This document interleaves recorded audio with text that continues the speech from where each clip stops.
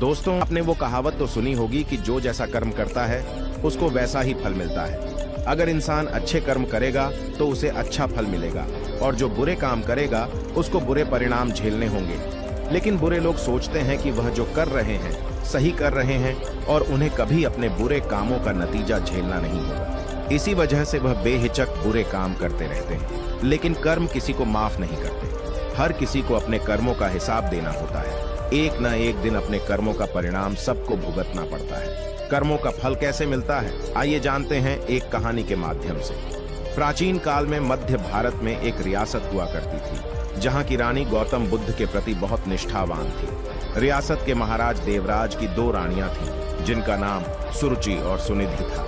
सुरुचि राजा की पहली पत्नी थी। वह स्वभाव से एक साध्वी की तरह थी और गौतम बुद्ध को बहुत मानती थी और उनके बताए मार्ग पर चलने की कोशिश करती थी। सुरुचि का एक बेटा भी था जिसका नाम वीर था और वह खेलते कूदते रहता।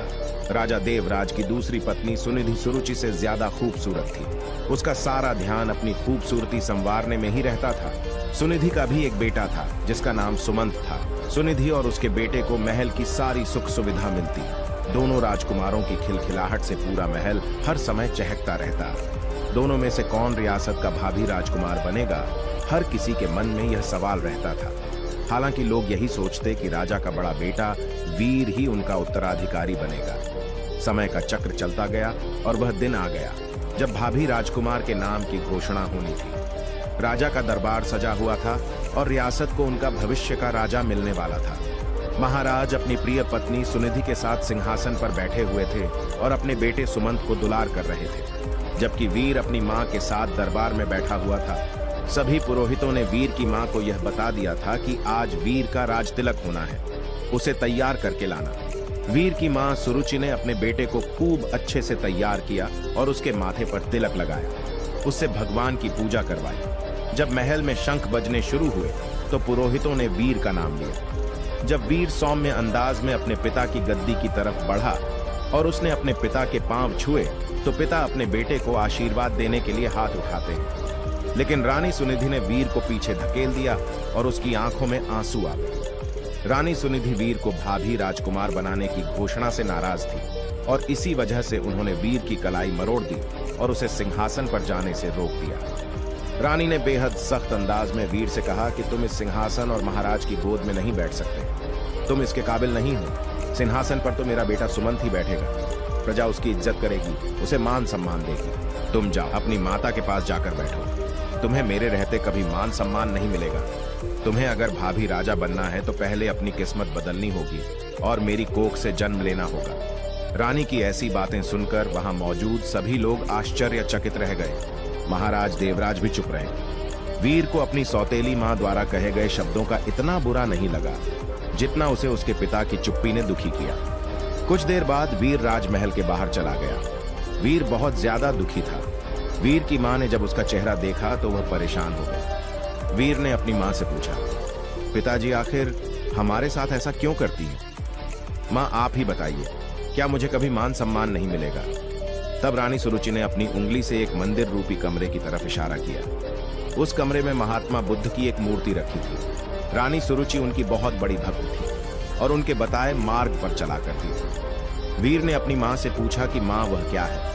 उन्होंने जवाब दिया, वह महात्मा बुद्ध है। तुम उनकी शरण में जाओ, वही तुम्हें सिद्ध बनाएंगे। बुद्धम शरणम गच्छामि, बुद्धम शरणम गच्छामि। ये पंक्ति सुनकर वीर के चेहरे के हाव भाव बदल गए। रानी सुरुचि अपने बेटे की आंखों में आंसू देखकर बेहद दुखी थीं।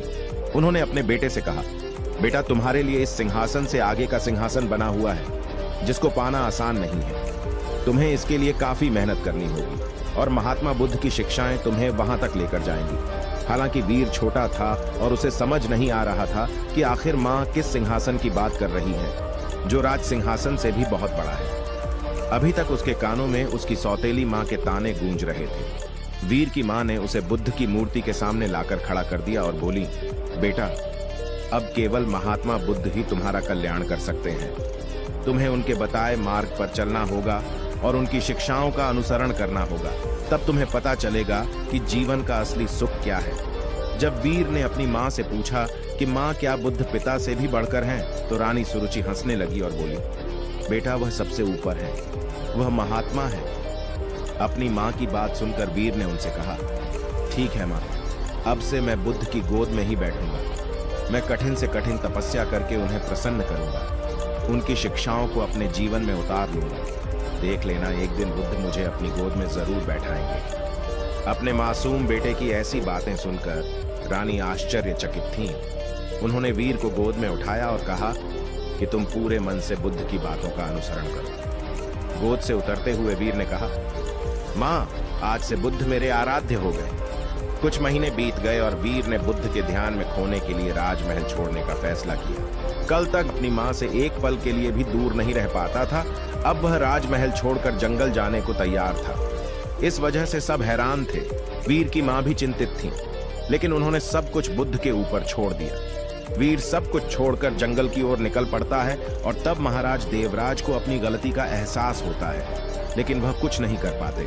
महल से निकलने के करीब 100 किलोमीटर दूर वीर की मुलाकात एक बौद्ध भिक्षु से होती है, जो जंगल में एक कुटिया में रहा करते थे। वहां उनके कुछ शिष्य थे।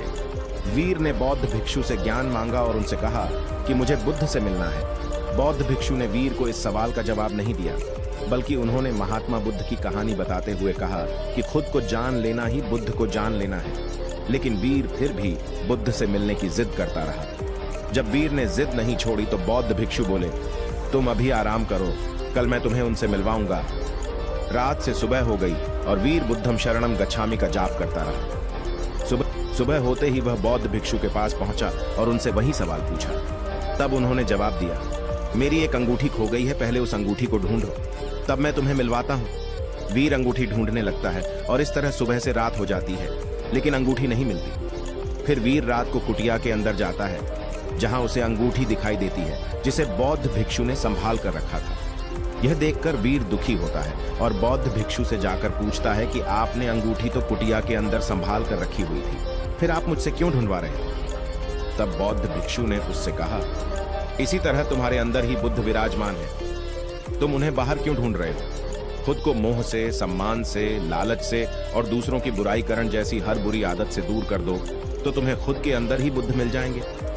जब वीर को महात्मा बुद्ध के राजकुमार सिद्धार्थ से महात्मा बनने की कहानी पता चली तो उसे समझ आया कि अब उसे बुद्ध के बताए मार्ग पर चलना है और गहरे ध्यान में डूबकर खुद को जानना है। धीरे धीरे समय बीत गया और वीर को आत्मज्ञान प्राप्त हो गया। वीर अब ऊंची चोटी पर पहुंचकर ध्यान में लीन हो चुका था। उसके मन से राज सिंहासन को पाने की इच्छा खत्म हो चुकी थी। अब उसे ऊंचे मन के सिंहासन पर बैठना था। समय के साथ साथ वीर की प्रसिद्धि बढ़ती गई और यह बात मध्य रियासत तक भी पहुंच गई कि पर्वत की शिला में कोई बड़े प्रतापी बौद्ध भिक्षु ध्यान में मग्न रहते हैं। राजा देवी उनके बारे में पता चला तो उन्हें राजमहल से बुलावा भेजा गया। राजमहल की हालत ठीक नहीं चल रही थी। महाराज का दूसरा बेटा अपनी मैं में बर्बाद हो चुका था। रानी सुनिधि का सौंदर्य खत्म हो चुका था, जबकि वीर दूर दूर तक लोकप्रिय हो चुका था। एक वो दिन था जब वीर को सिंहासन पर बैठने लायक नहीं समझा गया और एक वो दिन आया जब वीर को बौद्ध भिक्षु के रूप में राजमहल में बुलाया गया। और जब वीर राजमहल में आया तो प्रजा की आंखों में आंसू थे और सम्मान भी। महाराज देवराज और रानी सुनिधि हाथ जोड़ खड़े थे और उन्हें काफी पछतावा हो रहा था। वीर की बातें उसकी मां के कानों में गूंज रही थी। वीर ने महात्मा बुद्ध की प्रतिमा को प्रणाम किया और कहा कि दूसरों की सेवा से बड़ी कोई सेवा नहीं। कोई भी सिंहासन कोख से नहीं बल्कि काबिलियत से तय होता है। वीर ने सिंहासन का त्याग कर दिया और वह ध्यान करने के लिए मंदिर रूपी कमरे की ओर चलने लगे। वीर को देखने वाले महसूस कर पा रहे थे कि जैसे शांति की कोई मूर्ति चल रही हो। एक साधारण सा बालक भी बुद्ध की शरण में जाकर सिद्ध पुरुष बनकर लौटा था। दक्षिण हिमालय के बौद्ध गांव में ऐसा कहा जाता है कि लोगों ने वीर को बुद्ध के मंदिर में जाते तो देखा था, लेकिन फिर कभी वापस लौटते किसी ने नहीं देखा। बस वहां उनके बौद्ध भिक्षुओं वाले वस्त्र रखे हुए थे। ऐसा कहते हैं कि वीर बुद्ध की गोद में बैठ चुका था, वह सिद्ध हो चुका था। हालांकि यह बात कितनी सच है हमें इसका पता नहीं है, लेकिन इस कहानी से यह सीखने को मिलता है कि ईश्वर, परमात्मा, बुद्ध, इन सब की तलाश बाहर करने से बेहतर है कि अपने अंदर करो।